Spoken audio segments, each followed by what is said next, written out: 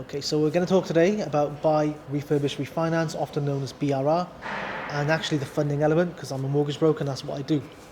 So in BRR, the B stands for bridging finance, okay?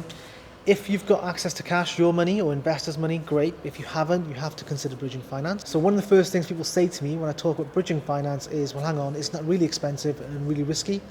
So in terms of expensive, it depends on your definition of expensive. It does cost more than a mortgage, but that's not really comparing apples with apples. And with bridging finance, you're in and out in 9 to 12 months. It's not a long-term solution. In terms of risk, it's the same risk as any other secured loan. Take it out for a term that you feel comfortable and allows for contingencies. And really, guys, if you've used bridging finance sensibly and creatively, you can invest with momentum and actually streamline the costs and also recycle your cash as well. So once you've decided, yep, I need to look at a bridging loan, the next question I get asked is, okay, how much is that going to cost me and how much can I actually borrow? Typically, you can get around 70 to 75% of the initial purchase price as a gross loan. There's usually a 2% arrangement fee, which gets deducted from the loan. And in terms of interest rates, you're looking as low as 0.65% per month or as high as 1.2%. It all depends on the strength of the project, your experience, and the risk appetite of the lender, but also how much skin are you putting in the game? How much of your funds are you putting in to minimize the lender's risk? So the more money you put in, generally the lower the interest rate. Now, the important part, guys, is how you pay the interest, okay? Most lenders will retain the interest up front. What that means is your gross loan, let's say of 70%, they'll figure out, okay, over 9 months, that's your loan, 9-month loan, how much interest is it likely to incur? They will retain that interest before they even give you the money, so your net loan is lower. So that 70% gross loan becomes, let's say, 62% net loan, and that's what you get on day one. So you have to factor that in. Do you have enough money to cover that? When you come to repay the loan, though, you just pay back what you've used, not the whole 9 months. Then there are other lenders offering different methods of interest repayment. So one of those is serviced interest. It's not very common because it means you have to pay the interest each month from your pocket. Now, in real terms, if you've got an empty property, you're paying your builders, you're buying supplies, paying trades, can you then also afford £800 a month to pay interest? It's very unlikely, so this isn't very common, but it is offered. Another third method is rolled up interest. Now this is on larger projects. Essentially, your net loan is your net loan, and the other third method is rolled up interest. This is common on larger projects, and essentially your gross loan is also your net loan. All the interest, all the fees are rolled up to the very end, and you pay that at the end. Lenders tend not to like this because it is a little risky, because you generally have the risk of being over leveraged at the end. But those are the other methods. But the benefit to you as an investor with serviced and rolled up interest is you get more money on day one because there's less deductions. Other costs are also a factor, and these are costs that you'll pay up front from a card, for example, are broker fees. So some brokers charge, some don't. Discuss this up front. You've got valuation fees, so depending on the project and the property, you pay a valuation fee. And then legal fees, so you pay for your solicitor and also for the lender. So when you get your set of terms from a broker, make sure these are clearly outlined as to what they're going to cost to make sure you have the money to fund the deal. And in terms of deposit, bridging lenders are very flexible around this.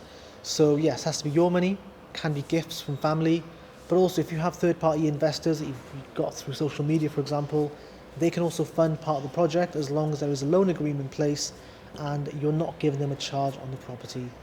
Key thing is, though, can you pay them back with the exit? But yes, you can use investor money. And what I would stress is before you go into any bridging loan is definitely consider the exit strategy. The exit strategy is the most important thing.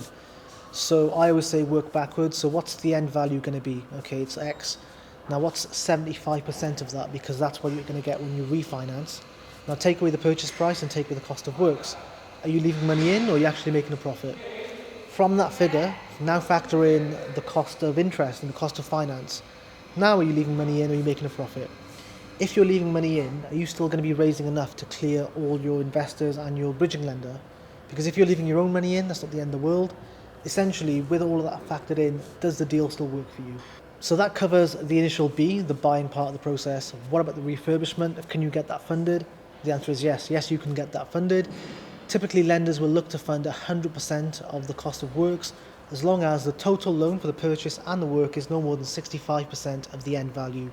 So the work you're doing has to be enhancing the value of the property in the surveyor's eyes to get you funding for the work.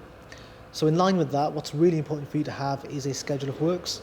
This needs to be from your builder or your project managers, detailing and itemising what work is going to be done, the cost involved and the timescales. Now this is also really important because this dictates how the work is going to be funded.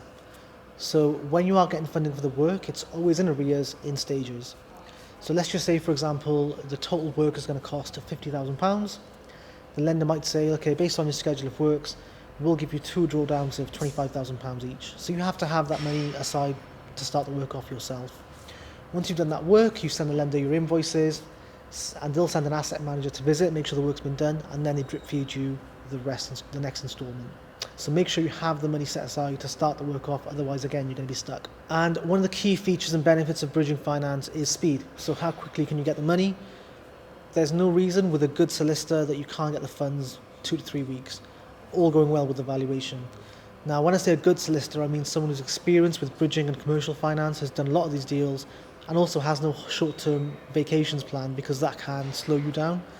I've often seen the loans where there's delays is where they've used a solicitor who isn't as experienced in bridging finance and just doesn't understand the technicalities involved. So if you use a good solicitor, you'll get the money in 2 or 3 weeks. Otherwise, you are looking at, again, 6 to 8 weeks, and you could just use a mortgage for that. Okay, so you've bought the property, you've done the refurb. Now how quickly can you refinance?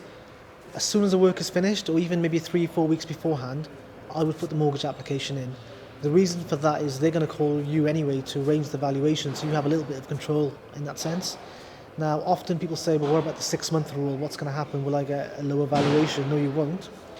All it is within 6 months, lenders just want to have some evidence of what you've done to uplift the value. So keep your invoices, keep a schedule of works, and just do a little valuation pack. That will help the surveyor and the lender confirm, oh, okay, fine, so in 2 months you've done this level of work, we agree the value definitely has gone up. And that, guys, in a nutshell, is BRR using bridging finance. I hope that was useful in regards to BRR and bridging finance.